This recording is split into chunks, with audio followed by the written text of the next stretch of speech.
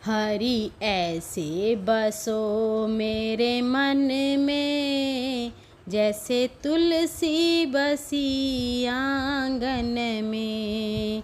हरे कृष्णा। ओम श्री नारायणाय नमः। हिंदू धर्म में एकादशी का विशेष महत्व है और सभी एकादशियों में ये देवशयनी एकादशी को सबसे महत्वपूर्ण माना गया है, क्योंकि यह वही खास समय है जब भगवान विष्णु क्षीर सागर में योग निद्रा में चले जाते हैं और इसी समय में चातुर्मास प्रारंभ हो जाता है। इस दौरान कोई भी शुभ काम जैसे विवाह, गृह प्रवेश आदि नहीं किए जाते। आषाढ़ मास के शुक्ल पक्ष में आने वाली एकादशी है देवशयनी एकादशी, जिसे हरिशयनी एकादशी भी कहते हैं। इस दिन उपवास रखने से और धार्मिक पुण्य आदि के कार्य करने से भगवान विष्णु अत्यंत प्रसन्न होते हैं। इस दिन भगवान विष्णु की प्रतिमा के शयन कराया जाता है। आइए जानते हैं साल 2025 में देवशयनी एकादशी का व्रत कब रहेगा, एकादशी और द्वादशी तिथि कब से कब तक रहेगी, कौन कौन से शुभ योग बन रहे हैं, भद्रकाल का समय कब से कब तक रहेगा और व्रत खोलने का यानी व्रत पालन करने का शुभ मुहूर्त कब से कब तक रहेगा। एकादशी व्रत के नियमों का पालन 3 दिन तक किया जाता है, जिसमें कुछ नियमों का पालन दशमी तिथि से ही प्रारंभ हो जाता है। व्रत रखने वाले भक्तों को दशमी तिथि के सूर्यास्त के बाद अन्न ग्रहण नहीं करना चाहिए, लेकिन फल, जल या दूध का सेवन आप रात के समय में कर सकते हैं। फिर एकादशी के दिन विधि विधान से भगवान विष्णु का, माँ लक्ष्मी जी का, भगवान श्री कृष्ण का पूजन कर हो सके तो रात्रि जागरण करके फिर अगले दिन शुभ मुहूर्त में द्वादशी तिथि को व्रत खोलना चाहिए। इस व्रत में आप दूध, जल, मौसमी फल और ड्राई फ्रूट्स आदि का सेवन कर सकते हैं। इस बार देवशयनी एकादशी का व्रत बहुत ही शुभ सहयोगों के साथ रखा जाएगा, क्योंकि इस बार त्रिपुष्कर योग और सर्वार्थ सिद्धि योग देवशयनी एकादशी के दिन बन रहे हैं। ऐसे में अगर आप भी भगवान विष्णु की कृपा प्राप्त करना चाहते हैं, पापों से मुक्ति पाने के बाद मोक्ष प्राप्ति की कामना रखते हैं, तो आपको भी इस दिन कुछ नियमों का पालन करके व्रत रखना चाहिए। आषाढ़ शुक्ल एकादशी तिथि प्रारंभ होगी 5 जुलाई दिन शनिवार को शाम 6:59 से और एकादशी तिथि समाप्त होगी 6 जुलाई रविवार की रात 9:14 पर। ऐसे में इस बार उदय तिथि के अनुसार 6 जुलाई दिन रविवार को ही केवल एक दिन देवशयनी एकादशी का व्रत रहेगा। ध्यान रखिएगा, एकादशी का व्रत 2 दिन नहीं बल्कि केवल 6 जुलाई को ही है। सभी गृहस्थजन और वैष्णव जन एकमात्र इसी दिन एकादशी का व्रत रखेंगे। दशमी तिथि के नियमों का पालन करना चाहिए। 5 जुलाई दिन शनिवार को और इसी दिन तुलसी के पत्ते भी तोड़कर रख लीजिएगा, क्योंकि भगवान के भोग में तुलसी दल अवश्य रखे जाते हैं।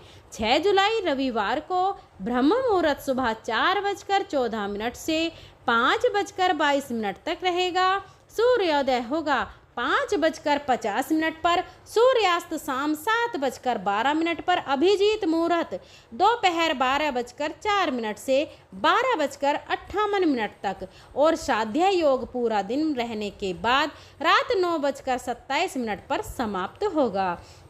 बाद में शुभ योग प्रारंभ हो जाएगा। राहु काल शाम 4:30 से 6 बजे तक रहेगा। द्वादशी तिथि 6 जुलाई रविवार की रात 9:15 से प्रारंभ होगी। इसी के साथ हरिवासर का समय शुरू हो जाएगा। द्वादशी तिथि का समापन होगा 7 जुलाई सोमवार की रात 11:10 पर और 7 जुलाई सोमवार को ब्रह्म मुहूर्त सुबह 4:14 से 5:03 तक रहेगा। सूर्योदय होगा सुबह 5:51 पर और सूर्यास्त शाम 7:12 पर। प्रातः काल पूजा मुहूर्त सुबह 4:29 से 5:29 तक रहेगा। शुभ योग रात 10:03 तक रहेगा और गोधूली मुहूर्त शाम 7:21 से 7:42 तक रहेगा।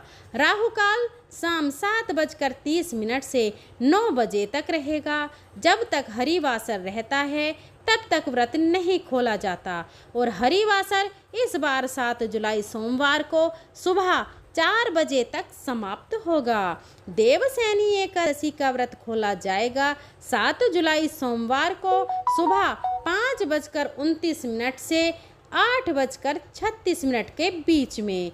व्रत पारण मुहूर्त आपको शुभ और निर्धारित मुहूर्त के अंदर ही करना चाहिए। और इस बार 6 जुलाई रविवार को यानी देवशयनी एकादशी के दिन भद्रा लग रही है। भद्रा का समय रहेगा सुबह 8:08 से लेकर रात 9:14 तक। लेकिन इस बार भद्रा का वास पाताल लोक में रहेगा, इसलिए धरती लोक पर भद्रा का कोई अशुभ प्रभाव नहीं होगा। आप पूजा पाठ जैसे काम इस दौरान कर सकते हैं। यह थी आज की वीडियो। आपको कैसी लगी कमेंट बॉक्स में ज़रूर बताएं। चलिए थोड़ा सा हरि का नाम भी स्मरण कर लेते हैं। हरे कृष्णा हरे कृष्णा हरे कृष्णा हरे हरे हरे रामा हरे रामा हरे रामा हरे हरे हरे कृष्णा हरे कृष्णा हरे कृष्णा हरे हरे हरे रामा हरे रामा हरे रामा हरे हरे हरे कृष्णा हरे कृष्णा हरे कृष्णा हरे हरे हरे रामा हरे रामा हरे रामा हरे हरे। बोलिए श्री कृष्ण भगवान की जय, विष्णु भगवान की जय। आपको वीडियो पसंद आई हो तो लाइक ज़रूर करिएगा और हमारे चैनल सुविचार विद रीना को सब्सक्राइब ज़रूर करिएगा।